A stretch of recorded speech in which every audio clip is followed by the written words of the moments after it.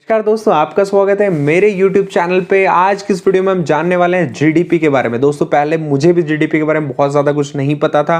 काफ़ी कुछ पढ़ा मैंने, बहुत सारे वीडियोस देखे, बहुत सारे व्लॉग्स को पढ़ा मैंने, विकिपीडिया पे पढ़ा। वो सब पढ़ने के बाद मैं ये वीडियो बनाया आप लोगों के लिए, ताकि जो मैंने सीखा है उतना मैं आप लोगों के साथ भी जीडीपी के बारे में शेयर कर सकूँ। वीडियो को लास्ट तक प्लीज़ ज़रूर देखिएगा।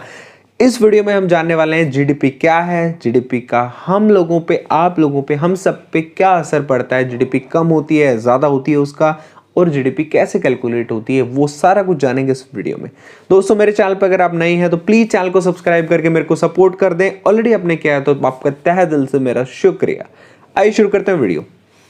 जीडीपी क्या है? तय वक्त में किसी भी देश में तैयार उत्पादों एवं सेवाओं को मिला दें और उस वक्त के बाजार भाव के हिसाब से उनको देखें, उस सब का हिसाब किताब ही जीडीपी यानी कि सकल घरेलू उत्पाद कहलाता है। हमारे देश में खेती से लेके मैन्युफैक्चरिंग, इंडस्ट्रियल मैन्युफैक्चरिंग तक हर जगह प्रोडक्शन काफ़ी अच्छा भरपूर मात्रा में होता है। ये सब मैन्युफैक्चरिंग ही, प्रोडक्शन ही जीडीपी का हिस्सा है। जीडीपी में वो सब चीज़ें होती हैं जिनका हम और आप पैसा देते हैं, यानी कि किसी भी व्यक्ति ने या किसी कंपनी ने कितनी कारें बनाई, कितना अनाज पैदा किया, कितना हेयर सलून वाले ने सलून दिए, कितने हेयर कट्स दिए, कितने ऑटो वाले ने सवारियां बिठाई। तो किसी भी व्यक्ति से लेके किसी भी कंपनी का जीडीपी की गुल्लक में बहुत योगदान होता है। ये जीडीपी क्वार्टरली कैलकुलेट होती है। जीडीपी को समझने के लिए चार बातें अगर हमने समझ ली, जीडीपी हमें क्लियर हो जाएगी, कहीं कोई डाउट नहीं रहेगा, ये मैं आपको गारंटी देता हूं। सबसे पहली चीज है वस्तु एवं सेवा, दूसरी है अंतिम मूल्य यानी कि लास्ट प्राइस, तीसरी है एक साल, और चौथा है राजनीतिक सीमा। ये चार पॉइंट्स आप बेसिक से पॉइंट्स है थोड़ा सा समझ लीजिए। चारों क्लियर हो गए तो आपको जीडीपी क्लियर हो जाएगी। सबसे पहले बात करेंगे हम राजनीतिक सीमा। राजनीतिक सीमा यानी कि कोई चीज मान लीजिए हमारे देश के हिस्से में यानी कि राजस्थान में बन रही है ना, तो हरियाणा की जीडीपी में तो आएगी नहीं। इसी तरह अगर कोई भी वस्तु इंडिया के अंदर बन रही है, हमारी कंट्री में बन रही है, तो वो कहीं अमेरिका की जीडीपी में तो आएगी नहीं। तो हमारे देश में जो उत्पादन हो रहा है वो चीज, वो हमारे इंडिया की जीडीपी का हिस्सा होगी, चाहे वो कंपनी क्यों ना, चाइनीज कंपनी, एमआई, ओप्पो ही क्यों ना हो, जीडीपी का हमारा हिस्सा है। बेशक चाहे वो उसका कुछ प्रॉफिट शेयर वो वहां जा रहा हो। समझ रहे हैं आप मेरी बात? अगर वो मैन्युफैक्चरिंग हमारे यहाँ हो रही है तो हमारे देश की जीडीपी में उसका योगदान है। और आगे डिटेल में जानेंगे राजनीतिक सीमा को। अभी हम जान लेते हैं अंतिम मूल्य को। अंतिम मूल्य यानी कि लास्ट प्राइस, यानी कि वो प्राइस जो हम या आप कोई भी प्रोडक्ट मार्केट से खरीदने जाते हैं, कोई वस्तु खरीदने जाते हैं, उसका जो हम पे करते हैं, जो देते हैं, उस फाइनल प्राइस को अंतिम मूल्य ही कहते हैं, यानी कि उस वस्तु का फाइनल प्राइस। मान लीजिए हम कोई लैपटॉप लेने गए, डेल का लैपटॉप लेने गए, एचपी का लैपटॉप लेने गए, हमने उस लैपटॉप का 40,000 रुपये पे किया, तो हम थोड़े ना उसको, लैपटॉप के अंदर तो बहुत सारी चीज़ें लगी होती हैं, उसके सब पार्ट, जैसे कि प्रोसेसर लगा है, मदरबोर्ड लगा है, डिस्प्ले लगा है, रैम लगा है, हार्ड डिस्क लगा है, बहुत सारी चीज़ लगी है। अब प्रोसेसर इंटेल का लगा है, थोड़ी ना हम बोलेंगे इंटेल के 4,000 ले लो। अब उसमें हार्ड डिस्क, उसमें स्काडा का लगा है, स्कैनडिस्क का लगा है, उसका अलग से 20,000 10,000 ले लो, ऐसा नहीं होता। हम एक फाइनल जो आउटकम प्रोडक्ट है उसका एक फाइनल प्राइस देते हैं। कोई फ्लैट है, मान लीजिए दूसरे एग्जांपल के लिए अगर हम समझे, किसी फ्लैट के लिए 50 लाख रुपए बिल्डर को दे रहे हैं, फ्लैट उसने रेडी करके दे दिया, थोड़ी ना बिल्डर को बोलेंगे भैया तुम एक काम करो, 5 लाख रुपए ईंट का ले लो, 2 लाख रुपए बजरी का ले लो, 4 लाख रुपए सीमेंट का ले लो, ऐसे करके भैया बन रहे 35, ये इनका ले लो, इसका मतलब ये कम कर दो। ऐसा नहीं होता। फाइनल प्रोडक्ट हमारा फ्लैट है, उसका हम पे कर रहे हैं। समोसा है यार, सबसे सस्ते से सस्ता एग्जाम्पल है। समोसे में काफ़ी सारे इंग्रेडिएंट्स होते हैं। मान लीजिए समोसे में ऑयल लगा उसको फ्राई करने में, उसका मैदा लगी है, उसके अंदर मसाले में ड्राई फ्रूट्स भी डले हैं। नॉर्मली अगर आलू का मसाला डाला, आलू प्याज का, तो हम थोड़ी ना बोलेंगे आलू प्याज के मसाले कितने लो रे, कम डाला है तुमने, इसका 2 रुपये कम ले लो, 8 रुपये ले लो 10 की बजाय समोसे के। फाइनल प्रोडक्ट क्या मिला? समोसा। उसका हम पे कर रहे हैं उसको। उसने क्या क्या किया प्रोसेस उस सारे बीच में हमें नहीं मतलब है। फाइनल चीज़ हमें क्या दी? समोसा। उसका हम पे कर रहे हैं। आप समझ रहे हैं? जो फाइनल आउटकम हमें मिला प्रोडक्ट, जिसका हम पे कर रहे हैं, अंतिम मूल्य उसको बोलते हैं। समझ रहे हैं आप?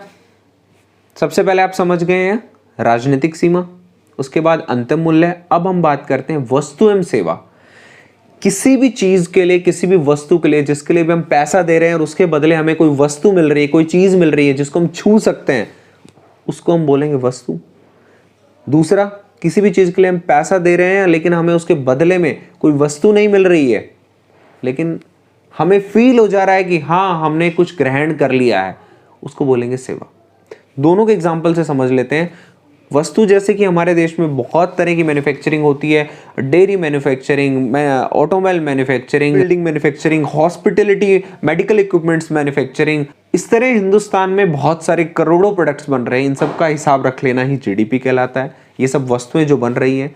दूसरा अगर हम बात करें, LICs है, किसी भी तरह की इंश्योरेंस कंपनीज है जो सर्विस प्रोवाइड कर रही हैं, हेल्थ केयर कंपनीज हैं, हॉस्पिटल्स है, हम किसी एयरप्लेन से जा रहे हैं, हेयर कट सलून दे रहा है, कोई भी ट्रांसपोर्टर हमें ऑटो वाला बिठा के ले जा रहा है, ये जब सर्विसेज मिल रही हैं, बैंक्स में जो सर्विस दे रहे हैं, बैंकिंग, पोस्ट ऑफिस जो हमें सर्विस दे रहे हैं, कुरियर जो हमें सर्विस मिल रही है, ये सब जो सर्विसेज है वो सेवा है। सेवा तो वस्तु और सेवा दोनों चीज आपको क्लियर हो गई है। अब बात आती एक साल में। एक साल का यहां मतलब है एक फाइनेंशियल ईयर में, फाइनेंशियल ईयर यानी कि 31 मार्च से 1 अप्रैल तक एक फाइनेंशियल ईयर होता है। उस फाइनेंशियल ईयर के अंदर एक तय समय में यानी कि एक साल में वस्तु सेवा और उन भारत देश में तैयार उत्पादों यानी कि वस्तुएं और सेवाओं के अंतिम मूल्य को मिला दें, इन सब का हिसाब किताब ही जीडीपी कहलाता है। आपको क्लियर हो गया है जीडीपी?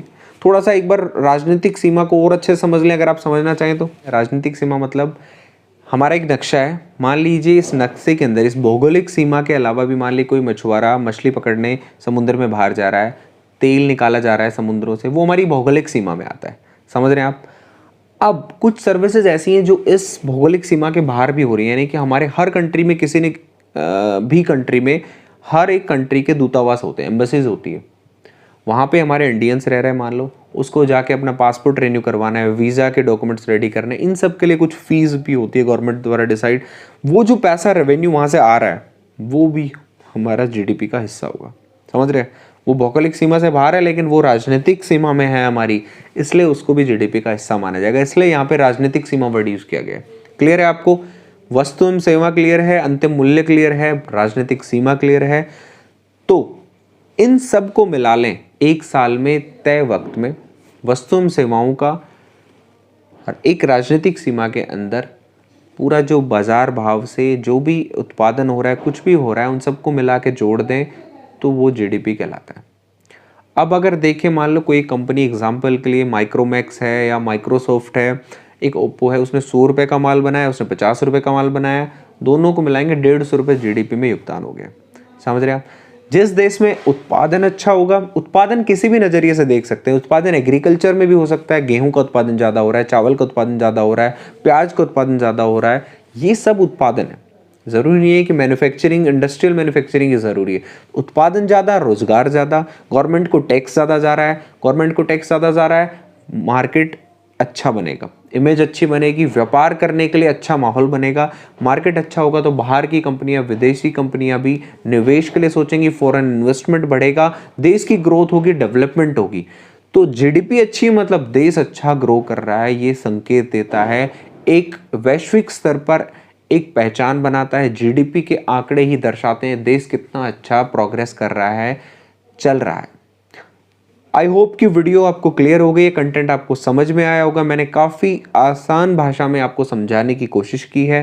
फिर भी आपके कुछ डाउट रहे हो तो प्लीज़ कमेंट बॉक्स में मुझे ज़रूर बताएं, मैं आपकी क्वेरीज को दूर करने की कोशिश करूंगा। वीडियो आपको अच्छी लगी हो तो प्लीज़ वीडियो को लाइक कर दें, शेयर कर दें और प्लीज़ चैनल को सब्सक्राइब करके मेरे को सपोर्ट कर दें। बहुत बहुत धन्यवाद वीडियो को देखने के लिए, शुक्रिया, थैंक यू वेरी मच।